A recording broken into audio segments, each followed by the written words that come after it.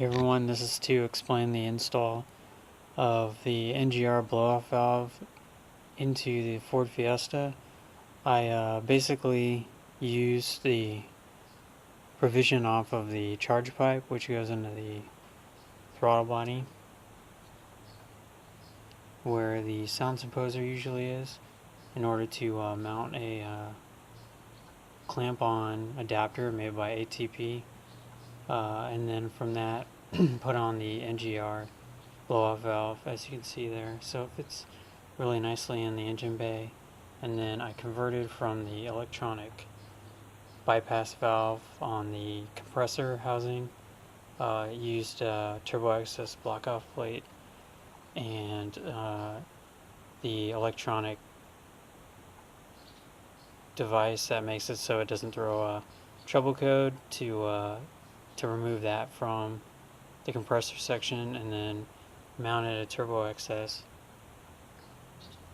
vacuum block onto the manifold where the map sensor is located, and then ran a silicone hose down into the blow-off valve in order to operate it. So it went from the electronically operated bypass valve to an analog vacuum boost controlled blow-off valve.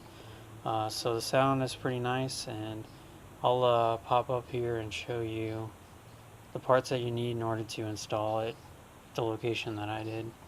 But it's pretty good sounding if you like the iconic sound of the Gretty Type S blow-off valve, which you know, is from maybe the Fast and Furious.